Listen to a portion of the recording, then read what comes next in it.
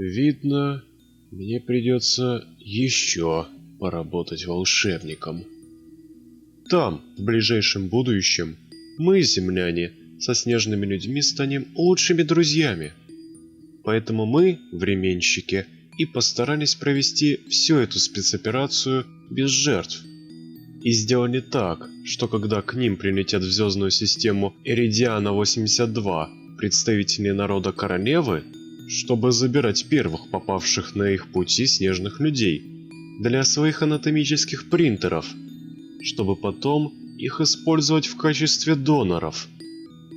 Мы, временщики, сделали так, что каждый раз, когда народ королевы будет пытаться забирать снежных людей, будем их опережать, благодаря возможностям путешествий во времени, и подсовывать им куклы. Чтобы народ королевы понял, что снежные люди находятся на достаточно высоком техническом уровне развития, и их не удастся облагать таким налогом.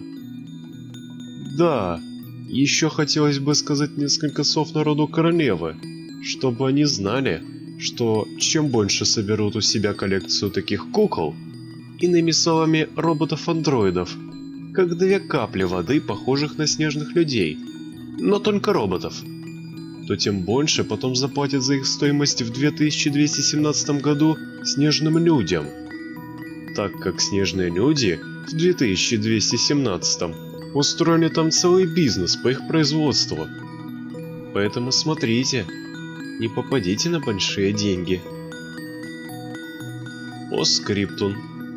Взамен за то, что народ королевы не может вас, снежных людей, облагать налогом, благодаря нам, землянам, пусть ваши снежные люди-временщики тоже вернут наших людей, которые ваши представители забрали у нас, на Земле, и увезли для таких же целей на свою звездную систему Эридиана-82.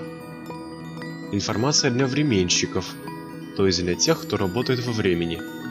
Итак, обмен пленными со снежными людьми и нами, землянами, состоится 8 мая 2217 по московскому времени в 13:00 в Солнечной системе, на Земле, Медведицкой гряди, склоне бешеных молний.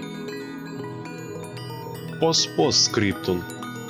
И еще, взамен за то, что мы, джинны-земляне, 31 декабря 2067 года терраформировали Ваал в вашей Солнечной системе и вернули его на законную орбиту там, где он и стоял до срыва с орбиты, а также поставили ему для лучшей гравитационной стабильности 9 лун, их тоже терраформировали.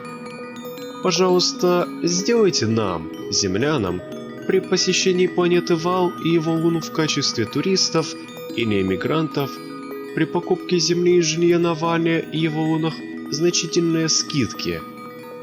Думаю, мы, земляне, это заслужили.